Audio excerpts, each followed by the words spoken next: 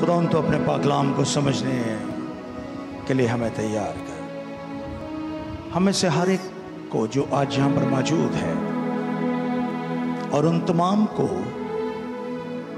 جو تیرے کلام کی آواز کو سن رہے ہیں، خداوند تو آج اپنے کلام سے لوگوں کو برکت دینا، اور جہاں جہاں یہ آواز پہنچے لوگ اس کلام کو دل سے قبول کریں اور اپنی زندگی میں تجھ سے، تیرے پاکلام سے برکت پائیں. تیرے یسوع نام سے مانگتے ہیں، آمین. تشریف رکھیے.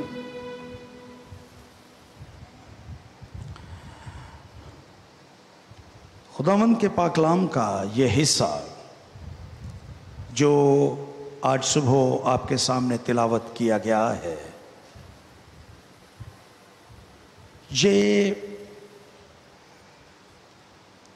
ایک بڑا پرجوش باب ہے متی کے انجیلی بیان میں. اس میں آپ کو غمناک خبریں بھی ملیں گی، اور اس میں خداوند کی تعریف اور اس کی پرستش کا عنصر بھی آپ کو اس باب میں ملے گا. یہ باب، اس کا آغاز کچھ اس طرح سے ہوتا ہے 14ویں باب کا، کہ ہیرودیس جو چوتھائی ملک کا حاکم تھا، خداوند یسوع مسیح کی شہرت کو سن کر اس سے حسد کرنے لگتا ہے.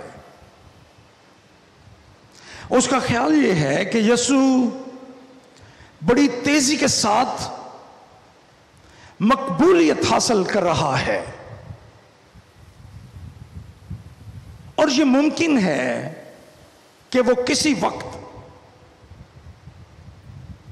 اس ملک کے تخت کا دعوے دار بن جائے، جیسی اس کی شہرت بڑھ رہی تھی. لیکن ہیرودیس کی یہ سوچ، یہ اس کی اپنی سوچ تھی جو اس کے دل میں پیدا ہوئی، اور اس خام خیالی نے، اس کے اپنے خیال نے جو اس کے دل میں پیدا ہوا، یسوع کے خلاف حسد کی آگ اس کے دل اور دماغ میں بھڑکا دی. ہم سب جانتے ہیں کہ خداوند یسوع مسیح دنیا میں انسان بن کر پیدا ہوئے، لیکن وہ مجسم خدا تھا اور خدا ہے. اور یسوع مسیح دنیا کا ایک ایسا رہنما جس نے دنیا میں کبھی اور کسی جگہ پر بھی جغرافی حدوں میں کسی ملک یا کسی حکومت کی بنیاد نہیں رکھی. اب دنیا کے سارے لیڈرز، رہنماؤں کا پروفائل اٹھا کر دیکھیے، انہوں نے کسی نہ کسی موڑ اور مقام پر آ کر کسی ملک، کسی شہر یا جغرافی حد بندوں میں کسی مملکت کا دعویٰ کیا، لیکن یسوع نے ایسا نہیں کیا. خداوند یسوع مسیح نے کہا تھا، میری بادشاہت ان جغرافی حد بندیوں کی، اس دنیا کی نہیں ہے. اس لیے یسوع کا پیروکار ہونے کی نسبت سے میں یہ بات دعوے کے ساتھ کہہ سکتا ہوں کہ ہیرودیس کا یہ خیال یسوع کے بارے میں محض اس کے دل کی ایک سوچ تھی، اس کی خام خیالی تھی، بطالت پر مبنی تھی، لیکن اس خیال نے اس کے دل میں یسوع کے بارے میں حسد کی آگ بھڑکا دی. انہی دنوں میں یوحنا بپتسمہ دینے والا ہیرودیس کی قید میں تھا، اور ہیرودیس اسے قتل کرنا چاہتا تھا، لیکن لوگوں کے ڈر سے وہ اسے قتل نہیں کر رہا تھا، کیونکہ وہ جانتا تھا کہ عام لوگ جو اس کی تعلیمات سنتے رہے تھے وہ اس کو نبی کے طور پر مانتے ہیں، اور وہ یہ مان رہے ہیں کہ ملاکی نبی کے بعد تقریباً 400 برس کی نبوتی خاموشی کو یوحنا کی آواز نے توڑا ہے، اس لیے وہ اس کو یعنی یوحنا کو ایک نبی کے طور پر قبول کر رہے تھے۔ اس لیے ہیرودیس یوحنا کو قتل کر کے، شہید کر کے اپنے خلاف لوگوں کی رائے نہیں کرنا چاہتا تھا، اس لیے وہ اس ڈر سے اس کو قتل نہیں کر رہا تھا۔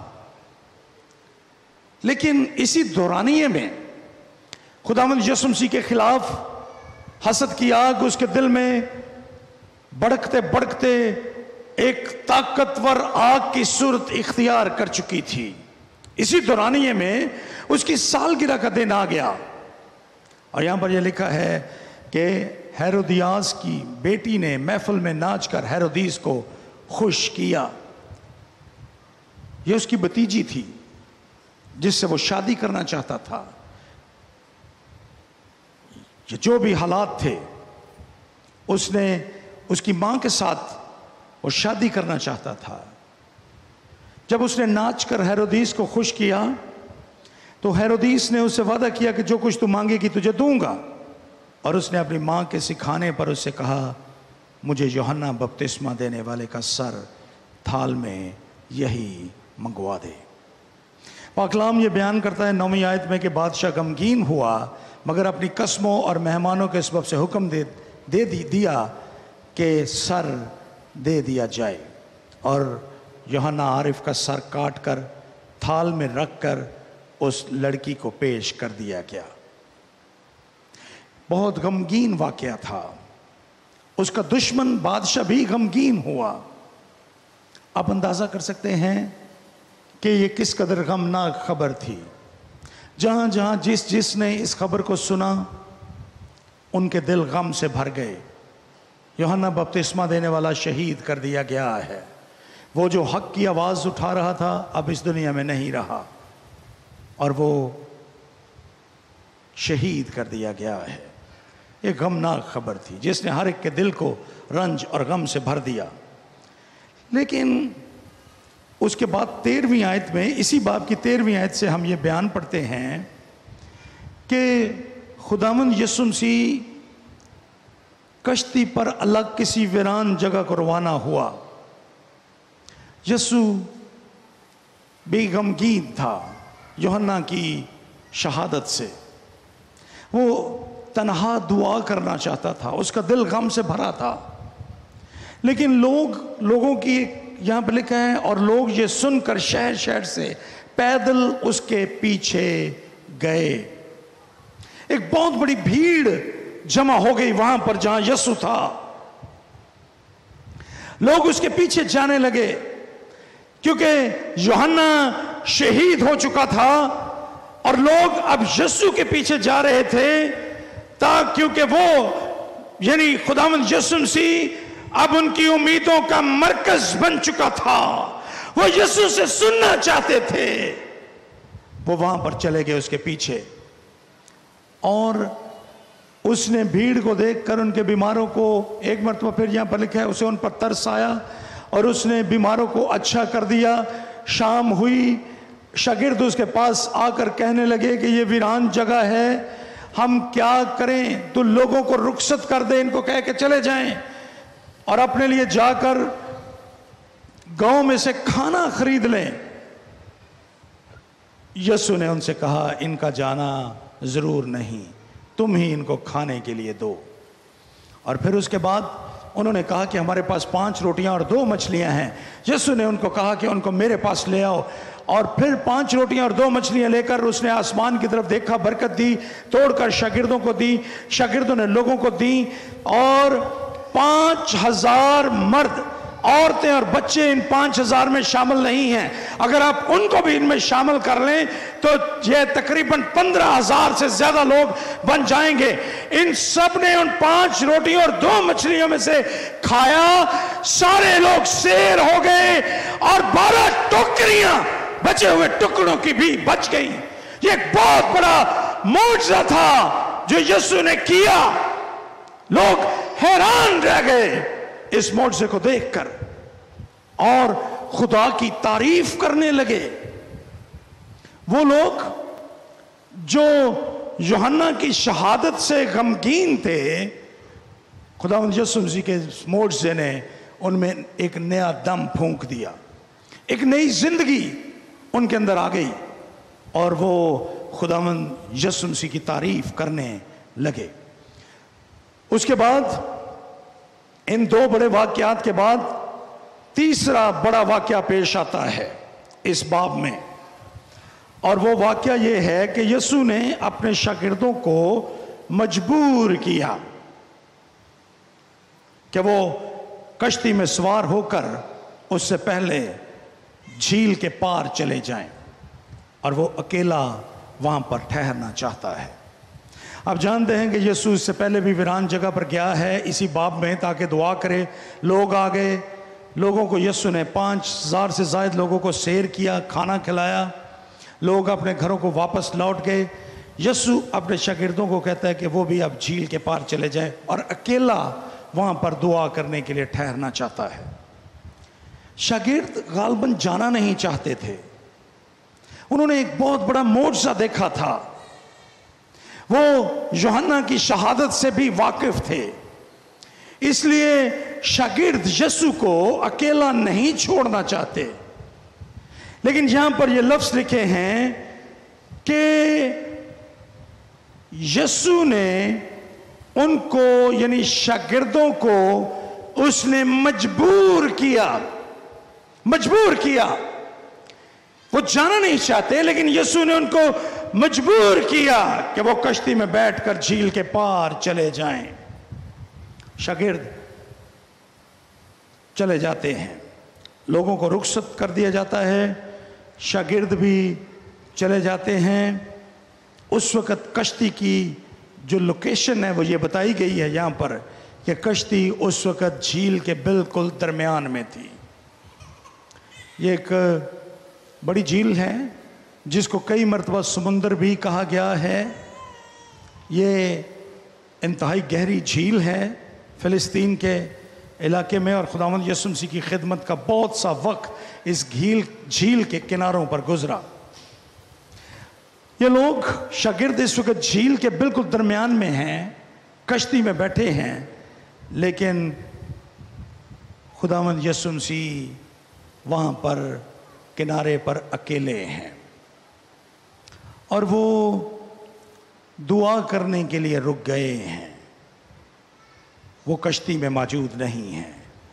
کشتی میں صرف 12 شاگرد ہیں، اور کشتی جھیل کے عین درمیان میں ہے. اور کیفیت یہ ہے کہ کشتی اس وقت جھیل کے بیچ میں تھی اور لہروں سے ڈگمگا رہی تھی. طوفانی کیفیت ہے جھیل میں، لہروں سے کشتی اس وقت ڈگمگا رہی تھی. اس کی وجہ یہاں پر لکھی گئی کیونکہ ہوا مخالف تھی. شاگرد خداوند یسوع مسیح کی مرضی کو پورا کر رہے تھے. شاگرد اپنی مرضی سے جھیل کے اس پار کشتی میں بیٹھ کر نہیں جا رہے تھے، بلکہ انہوں نے مزاحمت کی تھی. لیکن یسوع نے ان کو مجبور کیا تھا کہ وہ کشتی میں بیٹھیں اور پار جائیں. وہ یسوع کی مرضی کو پورا کر رہے تھے، لیکن اس کے باوجود اس وقت جھیل میں طوفان تھا، اور طوفان بھی مخالف تھا. یہ ان کے سامنے سے آ رہا تھا، اس لیے کشتی آگے بڑھنے کی بجائے لہروں سے ڈگمگا رہی تھی. اگر آپ مرکز کا انجیلی بیان پڑھیں گے تو وہاں پر یہ لکھا ہے کہ وہ کشتی کھیتے یعنی اس کو چلاتے چلاتے تھک گئے تھے، اور وہ اس بات کے لیے تیار تھے کہ کسی بھی لمحے اب وہ ڈوب جائیں گے. یہ لوگ جو اس وقت کشتی میں تھے یہ کوئی عام آدمی نہیں تھے، یہ یسوع کے شاگرد تھے، یہ یسوع کی بات اور اس کے حکم کو مان رہے تھے، اس کی مرضی کے مطابق یہ جھیل کے پار جا رہے تھے۔ یہ پانیوں سے ڈرنے والے، طوفانوں سے ڈرنے والے لوگ نہیں تھے، کیونکہ یہ ان میں سے زیادہ ماہی گیر تھے جن کی ساری زندگی اسی جھیل میں، کشتیوں میں، پانیوں پر اور طوفانوں میں گزری تھی۔ اس لیے یہ طوفانوں سے، پانیوں سے، ہواؤں سے ڈرنے والے لوگ نہیں تھے۔ لیکن اس دن یہ طوفان غالباً ان کی سکت، ان کی طاقت، ان کی توقع اور ان کی زندگی میں آنے والے طوفانوں سے کہیں بڑا تھا۔ آج وہی پانی جو ان کے روزگار کا سبب تھا، جس میں وہ کشتیاں پکڑ کر اپنے لیے اور اپنے بچوں کے لیے روزی کماتے تھے، آج یہی پانی ان کے لیے موت کا پیغام بن گیا تھا۔ آج وہی پانی جو ان کے لیے روزی کا سبب تھا، آج ان کے لیے وہ ڈر اور موت کا نشان بن رہا تھا، اور وہ شاگرد ڈرے ہوئے تھے، حالانکہ وہ یسوع کی مرضی کو پورا کر رہے تھے۔ وہ کشتی میں سوار تھے یسوع کے مجبور کرنے پر، وہ جھیل کو پار کر رہے تھے یسوع کے مجبور کرنے اور بھیجنے کی وجہ سے، وہ یسوع کی مرضی کو پورا کر رہے تھے۔ لیکن اس کے باوجود ان کی زندگی میں یہ طوفان ان کے سامنے آ کھڑا ہوا۔ میں یہاں پر انسانی اور خاص طور پر ایمانداروں کی زندگی کی ایک کیفیت کو بیان کرنا چاہتا ہوں، ریلیٹ کرنا چاہتا ہوں۔ بہت دفعہ ہماری زندگی میں ایسے ہی طوفان، مصیبتیں، پریشانیاں اور دکھ آتے ہیں، اور ہم گھبرا جاتے ہیں۔ ہم سوچتے ہیں کہ میں نے کبھی کوئی برا کام نہیں کیا، ہم ہمیشہ لوگوں کی بہتری اور بھلائی کے لیے کام کرتے ہیں، ہم نیکیاں کرتے ہیں، لیکن یہ مصیبت، یہ طوفان ہماری زندگی میں کیوں آیا ہے؟ مصیبتیں ختم نہیں ہوتی، ایک مصیبت ختم ہوتی ہے دوسری شروع ہو جاتی ہے، دوسری ختم ہوتی ہے تیسری شروع ہو جاتی ہے، اور مصیبتوں کا ایک نہ تھمنے والا سلسلہ ہماری زندگی میں موجود ہوتا ہے۔ ہمارا وقت، ہماری انرجی، جیسا میں نے پہلے کہا کہ یہ سارے کے سارے شاگرد پانیوں پر رہنے والے تھے، کشتی کو چلانا، چپو چلانا ان کا روز کا معمول تھا۔ یہ طاقتور لوگ تھے، یہ چپو چلانے کا کام جانتے تھے، لیکن اس دن چپو چلا چلا کر ان کے بازو چھل ہو گئے۔ اب یہ مزید ان میں قوت اور طاقت نہ رہی۔ آپ اندازہ کریں کہ یہ طوفان کس قدر بڑا تھا۔ کبھی کبھار ہماری زندگی میں ایسے ہی ہوتا ہے، ہم مصیبتوں اور طوفانوں کا سامنا کرتے کرتے تھکاوٹ محسوس کرتے ہیں۔ ہم سوچتے ہیں کہ اب یہ طوفان تو تھم ہی نہیں رہے، ایک ختم ہوتا ہے دوسری طرف ہم لوگوں کے کرٹیسزم کو بھی برداشت کر رہے ہوتے ہیں کہ پتہ نہیں کیوں یہ مسائل ان کے لیے ہیں، اور وہ لوگ جو اطمینان کے ساتھ اپنے گھروں میں ہوتے ہیں وہ سوچتے ہیں کہ یہ مسائل ہمارے نہیں ہیں، یہ کسی اور کے مسئلے ہیں۔ یوں ہم زیادہ پریشان ہوتے ہیں کہ طوفان تھم نہیں رہے، حالانکہ ہم تو خدا کی مرضی کو پورا کر رہے ہیں، ہم تو خدا کے لیے کام کر رہے ہیں، ہم تو خدا کے لوگوں کے لیے کام کر رہے ہیں، ہم تو عام لوگوں کی زندگی میں انویسٹ کر رہے ہیں، ہم تو محتاجوں کی مدد کر رہے ہیں، ہم تو اپنے سارے وسائل کو دوسروں کے لیے خرچ کر رہے ہیں، پھر یہ طوفان ہماری زندگی میں کیوں آ گئے؟ شاگرد بھی اس دن ایسی ہی کیفیت میں تھے، یسوع کی مرضی کو پورا کر رہے تھے، لیکن اس کے باوجود طوفان ان کی زندگی میں موجود ہوئے۔ میں آج جو پہلا جو پہلی بات آپ کے ساتھ کرنا چاہتا ہوں وہ یہ ہے کہ خدا کی مرضی کو پورا کرتے ہوئے یہ نہ سوچیں کہ اس میں طوفان نہیں آئیں گے۔ یسوع کی مرضی کو پورا کرنا ہی دراصل طوفانوں کو دعوت دینے کے مترادف ہے۔ طوفان آئیں گے، مصیبتیں آئیں گی، اور یسوع نے خود یہ کہا تھا جب میرے سبب سے لوگ تمہیں لعن طعن کریں تو تم مبارک ہوگے۔ جب یہ طوفان آتے ہیں تو گویا یہ ہماری زندگی کا حصہ ہے، کیونکہ ہم گری ہوئی دنیا میں رہتے ہیں۔ یہ شاگرد اس حد تک مایوس ہو گئے کہ ان کو لگا کہ اب یہ اس طوفان سے، اس جھیل سے کبھی بھی باہر نکل نہیں پائیں گے، بلکہ یہ جھیل ہی ان کی گویا قبر بن جائے گی۔ ہم بھی کبھی کبھار ایسا ہی سوچتے ہیں کہ ہم کبھی اس سے باہر نہیں آئیں گے، یہ طوفان کبھی ختم نہیں ہوں گے۔ لیکن آج صبح میں آپ کے سامنے ایک خوبصورت پیغام رکھنا چاہتا ہوں جو آپ کی شخصی زندگی میں سے، آپ کی ہر ایک کی شخصی زندگی کے لیے برکت کا سبب بنے گا۔ کیونکہ میں یہاں پر صرف اجتماعی مشکلات کا ذکر نہیں کر رہا، میں ہر مشکل کا، ہر پریشانی اور ہر اس طوفان کو آج ایڈریس کرنا چاہتا ہوں جو آپ میں سے ہر ایک کی زندگی میں موجود ہے۔ وہ کسی بیماری کی صورت میں ہے، وہ کسی مالی مشکل کی صورت میں ہے، وہ کسی بھی صورت میں ہے، آج میں اس کو ایڈریس کرنا چاہتا ہوں۔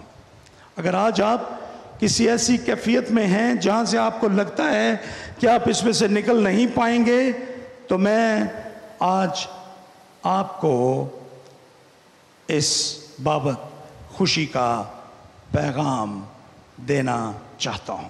میں آپ کو بتانا چاہتا ہوں کہ یہ جو طوفان ہوتے ہیں ہماری زندگی میں، ان کے اندر خدا کی طرف سے برکت پوشیدہ ہوتی ہے۔ خداوند کے پاک کلام میں مقدس پالوس رسول کہتا ہے سب چیزیں مل کر خدا سے محبت رکھنے والوں کے لیے بھلائی پیدا کرتی ہیں۔ کن کے لیے بھلائی پیدا کرتی ہیں؟ خدا سے محبت رکھنے والوں کے لیے بھلائی پیدا کرتی ہیں، سب چیزیں۔ اور جب وہ کہتا ہے سب چیزیں، تو اس میں یہ طوفان، یہ بیماریاں، یہ مشکلات، یہ مسائل، سب کچھ موجود ہے۔ اور آج صبح میں آپ کو بتانا چاہتا ہوں کہ وہ لوگ جو ایماندار ہیں، جو خدا پر ایمان رکھتے ہیں، جو خدا کے بیٹے اور بیٹیاں ہیں، ان طوفانوں میں ان کے لیے برکت پوشیدہ ہوتی ہے، اور خدا ان طوفانوں کے وسیلے سے ان کی برکتوں میں اضافہ فرما دیتا ہے۔ اگر آپ جب طوفان زور کے ساتھ آپ کے مخالف ہو، جب لہریں اونچی اونچی لہریں اٹھ رہی ہوں، جب آپ کی زندگی کی کشتی آپ کو ڈگمگاتی ہوئی نظر آ رہی ہو، اگر آپ قائم رہیں گے خدا کے مقصد کو پورا کرنے کے لیے، اس کے اندر ان لہروں کی تندی، ہوا کی مخالفت میں، طوفانوں کے اندر اس کی گرج چمک میں آپ کے لیے برکت پوشیدہ ہوگی۔ اور آج میں اس برکت کو آپ کے ساتھ رکھنا چاہتا ہوں ان آیات میں سے۔ آئیے ہم تھوڑا سا اور آگے بڑھیں کہ کیا ہوا۔ ہم نے دیکھا کہ شاگرد خوف زدہ ہو گئے اور ان کو اپنی موت نظر آ رہی تھی۔ وہ سمجھتے تھے کہ وہ مر جائیں گے، اسی جھیل میں ڈوب کر رہ جائیں گے اور وہ اس سے کبھی باہر نہیں نکل پائیں گے۔ حالانکہ وہ پروفیشنل پیشہ ور لوگ تھے، پانیوں سے ان کو کوئی ڈر نہیں لگتا تھا، وہ تیراکی کے ہنر سے بھی واقف تھے، وہ ماہی گیر تھے، پانیوں میں ان کی زندگی گزری تھی، لیکن آج وہ خوف زدہ تھے۔ جب وہ خوف زدہ تھے تو پھر ایک عجیب واقعہ ہوا، اور یہ جو عجیب واقعہ ہے، اگر آپ آج خوف زدہ ہیں اپنی زندگی کی کسی مشکل سے، تو یہ عجیب واقعہ آپ کی زندگی میں بھی پیش آنے والا ہے۔ آج صبح. آپ کی زندگی میں بھی یہ واقعہ ہوگا جو ان شاگردوں کی زندگی میں ہوا جب وہ مشکل میں تھے, طوفانوں میں تھے, اس وقت ان کی زندگی میں ہوا. آئیے دیکھیں کیا ہوا. 25ویں آیت میں لکھا ہے, 24ویں آیت میں لکھا ہے, کشتی جھیل کے بیچ میں تھی اور لہروں سے ڈگمگا رہی تھی کیونکہ ہوا مخالف تھی. 25ویں آیت میں لکھا ہے, اور وہ یعنی یسوع رات کے چوتھے پہر جھیل پر چلتا ہوا ان کے پاس آیا. یسوع کو وہ تنہا کنارے پر چھوڑ کے آئے تھے. پیچھے جھیل کے بیچ میں کشتی تھی, اور میں نے آپ کو کہا کہ وہ جھیل بہت بڑی ہے, لیکن وہ شام کو جب لوگ رخصت ہو گئے اس وقت وہ وہاں سے چلے تھے. اب رات کا چوتھا پہر ہے, یہ صبح کے 3 بجے سے لے کر 6 بجے کے درمیانی واقعہ ہے. اس وقت اندھیرا ہوتا ہے, اور جھیل کے اوپر جب طوفان تھا تو اس دن یہ اندھیرا عام اندھیرا نہیں تھا, بلکہ کوئی چیز نہیں سوچتی تھی, کوئی چیز نظر نہیں آ رہی تھی, اتنا اندھیرا تھا. اچانک شاگردوں نے کیا دیکھا کہ کوئی جھیل پر سے چلتا ہوا ان کی طرف آ رہا ہے. وہ پریشان ہو گئے. یہاں پر لکھا ہے کہ شاگرد اسے جھیل پر چلتے ہوئے دیکھ کر گھبرا گئے اور کہنے لگے بھوت ہے, اور ڈر کر چلا اٹھے. انہوں نے یسوع کو نہ پہچانا, کیونکہ یہ صبح کے 3 بجے سے 6 بجے کے درمیان جب اندھیرا بہت زیادہ تھا, یہ اس وقت واقعہ پیش آیا. ہوا چل رہی تھی, ہوا ان کے مخالف تھی, اور کشتی لہروں سے ڈگمگا رہی تھی. کوئی چیز ان کو نظر نہیں آ رہی تھی, ان کو صرف اپنے سامنے موت نظر آ رہی تھی. اسی دورانیے میں انہوں نے کسی کو پانی پر چلتے ہوئے دیکھا. آج تک انہوں نے کبھی کسی کو پانی پر چلتے ہوئے نہیں دیکھا تھا, اور خاص طور پر اس وقت جب پانی میں طوفان تھا, طغیانی تھی اور لہریں تھیں, اس وقت کسی کا پانی پر چلنا یہ ناممکن تھا. جب انہوں نے کسی کو چلتے ہوئے دیکھا, انہوں نے اپنے دل میں سوچا یہ بھوت ہے, آج تو ہم مر ہی جائیں گے. اور وہ ڈر کر چلا اٹھے. جب وہ چلا اٹھے, 27ویں آیت میں لکھا ہے, یسوع نے فوراً ان سے کہا خاطر جمع رکھو. میں آپ کے سامنے خاص بات بیان کرنا چاہتا ہوں. خداوند یسوع مسیح کو وہ پہچان نہیں سکے. کیوں؟ اس لیے کہ اندھیرا تھا. دوسری بات, وہ پانیوں پر چل رہا تھا, اس لیے ان کے لیے یہ مشکل تھا کہ وہ یسوع کو پہچان سکیں. اندھیرا تھا بہت, لیکن یسوع اسی اندھیرے میں چلتا ہوا ان کے پاس پہنچا. جھیل بہت بڑی تھی, لیکن یسوع کو پتا تھا کہ کشتی کہاں پہ ہے.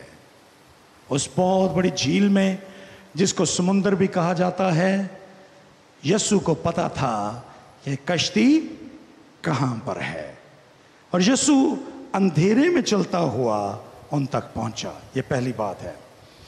یاد رکھیں کہ جب ہم اپنی زندگی کے تاریک دنوں میں سے گزر رہے ہوتے ہیں, جب ہمارے ہر طرف اندھیرا ہمیں لگتا ہے کہ اندھیرا ہے, جب ہمیں کوئی چیز, کوئی امید کی کرن نظر نہیں آتی, جب ہمیں یوں لگتا ہے کہ اب ہم کسی بھی لمحے ہم ختم ہو جائیں گے, یسوع انہی طوفانوں میں, انہی اندھیروں میں چل کر ہمارے پاس آتا ہے. ہم خداوند کی نظروں سے پوشیدہ نہیں ہوتے. خداوند یسوع مسیح ہر وقت ہمیں دیکھ رہے ہیں, ہم ان کی نظروں سے چھپ نہیں سکتے. اگر آپ زبور 139 کو پڑھیں, ہم اس زبور کو گاتے بھی ہیں, اور ہم اس زبور میں یہ کہتے ہیں, جے میں آکھاں کہ مینو کھپ ہنیرا ہن چھپاوے گا، میرے گردے ہنیرا بھی تدوں چانن ہو جاوے گا۔ اگر ہم تاریکیوں میں گھرے ہوئے ہوں، اگر ہمارے گردا گرد گھپ ہنیرا ہو، اس وقت بھی ہم خدا کی نظروں سے چھپ نہیں سکتے۔ آپ اپنی زندگی کی تاریکیوں میں ہوں، لیکن بطور ایماندار آپ خدا کی نظروں میں ہیں۔ وہ آپ کو دیکھ رہا ہے اور آپ اس کی نظروں سے پوشیدہ نہیں ہیں۔ ہاللیلویا! ہم اس کی نظروں سے پوشیدہ نہیں ہیں۔ اگر آج صبح آپ یہ سمجھتے ہیں کہ آپ کو وہ دیکھ نہیں رہا تو آپ غلطی پر ہیں۔ جتنی بڑی مشکل ہو، اندھیرا ہو، جو مرضی ہو، آپ اس سے چھپ نہیں سکتے۔ سو خداوند یسوع مسیح اسی اندھیرے میں ان کے پاس آتے ہیں۔ مرکز اپنے جیلی بیان کے 6 باب اور اس کے 48ویں آیت میں ان کی کیفیت کو بیان کرتا ہے کہ کس طرح سے وہ کشتی چلاتے چلاتے تھک گئے تھے۔ یسوع مسیح اس وقت جب وہ تھک چکے تھے، اس وقت ان کے پاس پہنچا۔ جب طوفان اپنے زور پر تھا، اس وقت ان کے پاس پہنچا۔ یسوع نے ان کو خود بھیجا تھا کہ وہ جائیں اور جھیل کے پار چلے جائیں کشتی میں بیٹھ کر، لیکن اب طوفان آ گیا ہے۔ یسوع تو علیم کل ہے۔ اگر یسوع کو پتا تھا کہ طوفان آنے والا ہے تو وہ ان کو نہ جانے دیتا، لیکن یوں لگتا ہے کہ یسوع نے ان کو جان بوجھ کر اس دن جھیل میں بھیجا تھا تاکہ وہ طوفان کو دیکھیں، اس کا سامنا کریں۔ اور یسوع اسی طوفان میں ان کے سامنے آیا۔ جب ہم طوفانوں میں ہوتے ہیں، جب ہم گر جاتے ہیں، یسوع اس وقت بھی ہمارے ساتھ موجود ہوتا ہے۔ اب دانیل کی کتاب کو پڑھیے، صدرک میشک اور عبدالنجو کی کہانی کو پڑھیے۔ جب بادشاہ نے آگ کے بارے میں کہا کہ اس کی آنچ کو بہت تیز کر دیا جائے، اور اس کی حدت، اس کی تپش اس قدر تھی کہ باہر والے لوگ جھلسے جا رہے تھے، اور صدرک میشک اور عبدالنجو کو آگ کی اس بھٹی میں پھینک دیا گیا۔ جب وہ اس کے اندر تھے تو بادشاہ نے کہا کہ ہم نے 3 لوگوں کو پھینکا ہے، لیکن 4 لوگ نظر آتے ہیں اور ایک کی صورت اللہ ذات کی سی ہے۔ یسوع اس وقت بھی ان کے ساتھ تھا۔ دانیل جب شیروں کی ماند میں تھا، خدا اس کے ساتھ تھا۔ جب نوح اور اس کا خاندان کشتی میں تھے اور دنیا میں بہت بڑا طوفان تھا، خدا اس وقت بھی اس کی مدد کرنے کے لیے، بچانے کے لیے وہاں پر موجود تھا۔ جب آپ طوفانوں میں ہوتے ہیں، جب آپ پریشانیوں میں ہوتے ہیں، جب آپ مسائل میں ہوتے ہیں، یسوع وہاں پر موجود ہوتا ہے آپ کو بچانے کے لیے۔ سو وہ اس دن بھی وہاں پر اس جھیل میں ان کے پاس موجود ہوا۔ یسوع نے پانیوں پر چل کر ان کو یہ سکھایا، اگرچہ یہ طوفان بہت بڑا ہے، اگرچہ یہ ماہی گیر ہونے کے باوجود ڈر گئے ہیں اس طوفان سے، کیونکہ یہ بڑا ہولناک اور بھیانک طوفان ہے، اور یہ کشتی کو بچاتے بچاتے اب تھک چکے ہیں۔ جب انسانی نقطہ نظر سے سب کچھ ختم ہو جائے، یسوع اس وقت وہاں پر موجود ہوتے ہیں، اور اس دن بھی وہ وہاں پر موجود ہوئے، اور انہوں نے بتایا کہ طوفان جتنا مرضی بڑا ہو، لیکن میں تمہارا نجات دینے والا خداوند ان طوفانوں سے کہیں بڑا ہوں. اور آج صبح میں آپ کو یہی پیغام دینا چاہتا ہوں. آپ اپنی زندگی کی جس مرضی مشکل میں سے گزر رہے ہیں, آپ کسی پریشانی کا سامنا کر رہے ہیں, آپ کا خدا جس پر آپ کا ایمان ہے وہ آپ کی مشکلات سے کہیں بڑا خدا ہے. وہ آپ کی مشکلات سے بڑا ہے. آپ کی مشکلات اس کے سامنے کچھ بھی نہیں ہیں. وہ آپ کی مشکلات سے بڑا خدا ہے. وہ اس دن شاگرد طوفان سے ڈرے ہوئے تھے, لیکن یسوع نے ثابت کیا کہ وہ ان طوفانوں سے بڑا ہے. اور اس نے جو پیغام دیا اس پر غور کیجئے. اس نے کہا خاطر جمع رکھو, میں ہوں, ڈرو مت. یہ پیغام امن اور سلامتی کا پیغام ہے. اس نے کہا کہ ڈرو مت. تمہارا ڈر اور خوف ختم ہو جانا چاہیے کیونکہ میں یہاں پر موجود ہوں. یسوع ان کو امن اور سلامتی کا پیغام دیتا ہے. یسوع نے یہ بھی کہا میں ہوں. اور یہ بڑے دلچسپ لفظ ہیں. یہ دو لفظ ہیں, میں ہوں, اور یہ دونوں لفظ بڑے دلچسپ ہیں. ان کے اندر قوت اور طاقت چھپی ہے. میں ہوں. اور آپ کو یاد ہوگا کہ جب خدا جلتی جھاڑی میں موسیٰ پر ظاہر ہوا تھا تو اس نے کیا کہا تھا موسیٰ کو؟ موسیٰ نے پوچھا کہ میں جا کر کیا بتاؤں کہ کون مجھ پر ظاہر ہوا؟ تو یسوع خدا نے اس وقت اس کو خروج کی کتاب میں کیا کہا تھا؟ جا کر ان کو کیا بتاؤ؟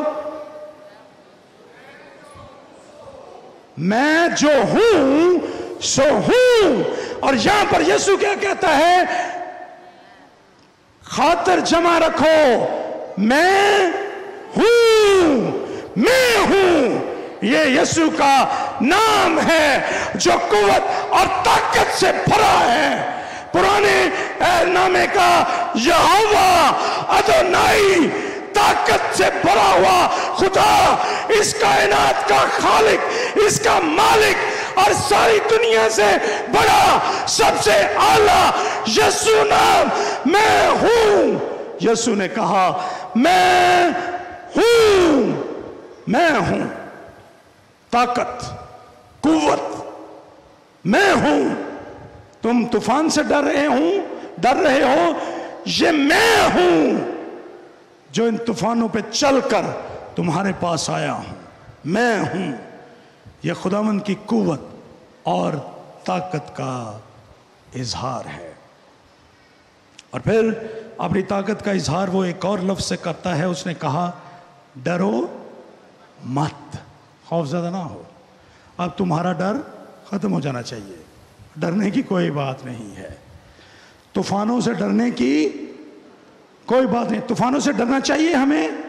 نہیں, طوفانوں سے ڈرنے کی کوئی بات نہیں ہے. میں ہوں نا, میں آ گیا ہوں, میں تمہارے ساتھ ہوں. اب تمہیں ڈرنے کی کوئی ضرورت نہیں ہے. لیکن اس نے ایک خاص لفظ کہے.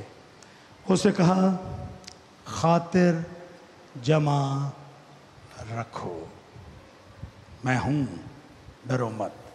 بڑے سادہ سے لفظ ہیں, آپ غور کیجئے. خاطر جمع رکھو, میں ہوں, ڈرو مت.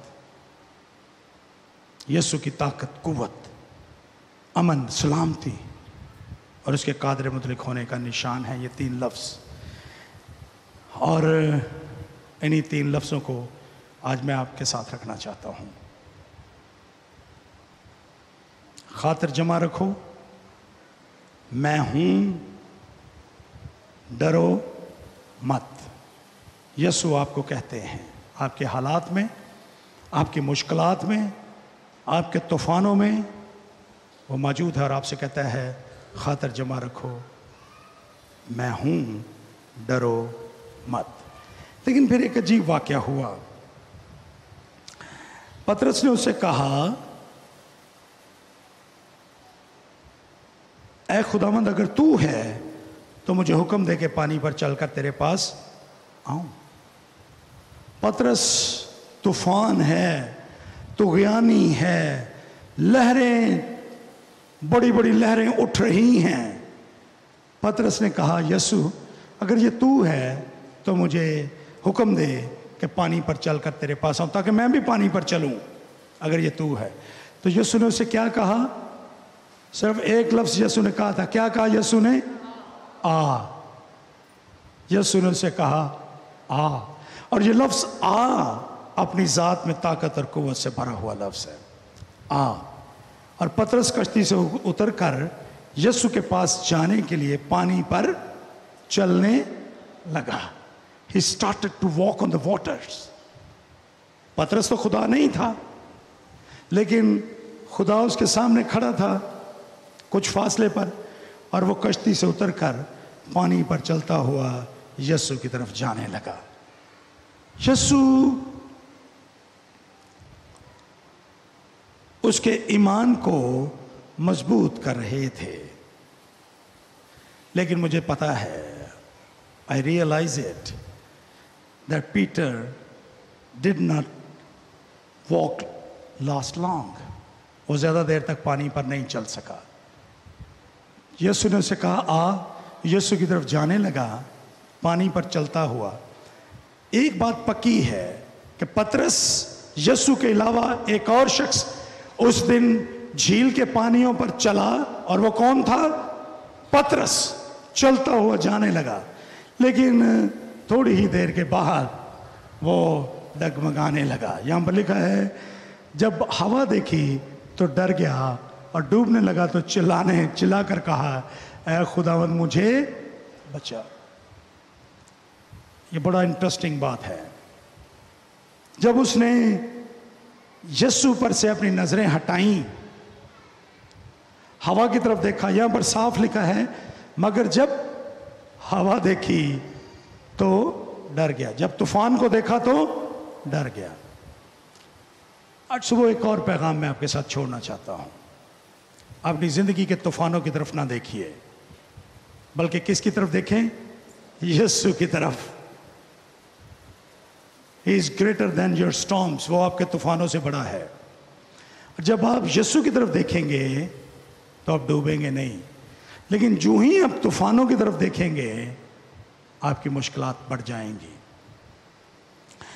پطرس نے جب یوں ہی یسوع سے نظر ہٹائی وہ ڈوبنے لگا۔ لیکن میرے لیے ایک بہت زبردست پوائنٹ ہے یہاں پر میری اپنی شخصی زندگی کے لیے، اور وہ یہ ہے کتنے شاگرد تھے کشتی میں؟ جی زور سے آواز دی۔ ان میں سے کتنے لوگوں نے پانی پر اس دن چلے یسوع کے پاس جانے کے لیے؟ ایک۔ یار کم از کم پطرس ایک ایسا شخص ہے جس نے اس دن یہ کہا کہ یسوع تو مجھے حکم دے میں ان طوفانوں پر چل کر تیرے پاس آؤں گا۔ پطرس بنیے، ہم طوفانوں پر چل کر اپنے خداوند کے پاس جانے کے لیے تیار ہوں۔ یہ دنیا مشکلات کا گھر ہے، کوئی بات نہیں۔ ہم میں سے ہر ایک نے، چاہے وہ ایماندار ہو یا غیر ایماندار ہو، ہم نے ایک دن اس دنیا سے جانا ہے، لیکن کم از کم میرا شمار، آپ کا شمار ان لوگوں میں ہو جو یسوع کی طرف نظر اٹھا کر اپنے نشان کی طرف بڑھتے ہوئے اس دنیا سے کوچ کر جائیں گے۔ اس راہ میں اگر ہم اس دنیا سے چلے بھی جائیں کوئی پریشانی کی بات نہیں ہے، کیونکہ ہم اپنے یسوع کے پاس جا رہے ہیں۔ یسوع کے پاس جا رہے ہیں، کسی اور کے پاس نہیں۔ یسوع کے پاس جانے کے لیے کچھ بھی قبول ہے۔ یہ مشکلات، تکلیفیں نہ آپ کو ڈرا پائیں گی، نہ مجھے، نہ دنیا میں کسی اور ایماندار کو۔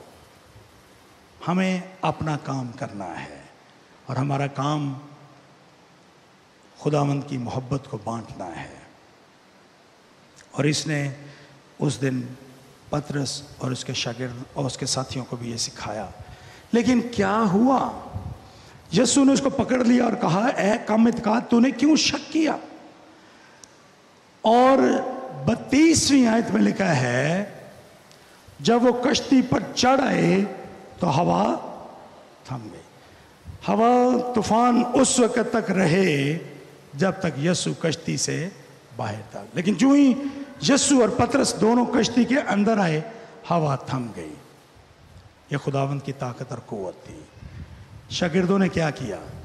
جو کشتی پر تھے انہوں نے اسے کیا کیا؟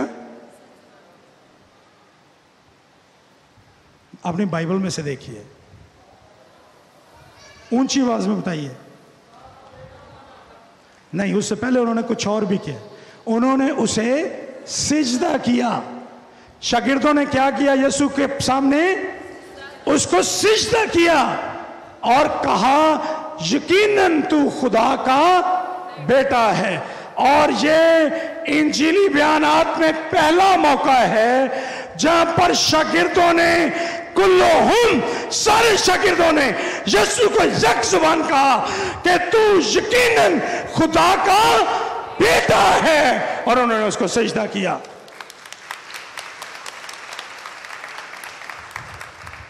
جب انہوں نے یسوع کی قوت اور طاقت کو دیکھا انہوں نے کہا کہ تو یقیناً خدا کا بیٹا ہے۔ اور یہ وہ بات ہے جو یسوع بارہا ان سے پوچھتا رہا۔ کیسریا فلپی کے علاقے میں ان سے پوچھا تھا لوگ مجھے کہتے ہیں، کیا کہتے ہیں، تم مجھے کیا کہتے ہو؟ اور صرف پترس نے کہا تھا کہ تو خدا کا بیٹا مسیح ہے۔ اور یسوع نے اس سے کہا تھا کہ یہ بات تجھ پر خون اور گوشت نے ظاہر نہیں کی بلکہ زندہ خدا نے جو آسمان پر ہے اس نے تجھ پر یہ اس بات کو ظاہر کیا۔ اور اب سارے شاگردوں نے اسے سجدہ کیا اور کہا یقیناً تو خدا کا بیٹا ہے۔ اسی لیے ہم ہمیشہ اس بات کی منادی کرتے ہیں کہ جب تک یہ ساری دنیا یسوع کو خدا کا بیٹا نہ مانے وہ نجات نہیں پا سکتے۔ یسوع خدا کا اکلوتا بیٹا ہے، اور اس دن شاگردوں نے اس کو مان لیا کہ یقیناً تو خدا کا بیٹا ہے۔ خدا کا بیٹا ہماری زندگی میں موجود ہے۔ وہ آپ کے طوفانوں کو تھمانے کے لیے، ختم کرنے کے لیے، یا آپ کے طوفانوں میں آپ کے ساتھ رہنے کے لیے موجود ہے۔ الٹیمیٹلی یہ طوفان ختم ہو جائیں گے، ہوا تھم جائے گی، لہریں پرسکون ہو جائیں گی، اور آپ پرامن زندگی گزاریں گے۔ جب تک اس دنیا میں ہیں ہمیں ان طوفانوں کی توقع کرنی چاہیے، اور ہمیں یہ یاد رکھنا چاہیے کہ یسوع طوفانوں میں ہمارے ساتھ ہے۔ یہ اس کا وعدہ ہے، دیکھو میں دنیا کے آخر تک تمہارے ساتھ ہوں، میں تمہیں کبھی فراموش نہیں کروں گا۔ آئیے ہم سب یک زبان ہو کر اس آیت، اس ٹیکسٹ جو ہم نے پڑھی تھی آج، جس پر میں نے پریچ کیا ہے، اس کے آخری الفاظ کو بزور بلند کہیں، اور اس کے ساتھ ہی ہم اپنے سر کو جھکائیں گے۔ 2 دفعہ ہم کہیں گے یقیناً تو خدا کا بیٹا ہے۔ یہاں پر تو کی جگہ پر یسوع، یقیناً یسوع خدا کا بیٹا ہے۔ آئیے ہم کہیں یسوع خدا کا بیٹا ہے، یسوع خدا کا بیٹا ہے، اور وہ ہمارے ساتھ ہے طوفانوں میں۔ آئیے ہم اپنے سروں کو جھکائیں اور دعا کریں۔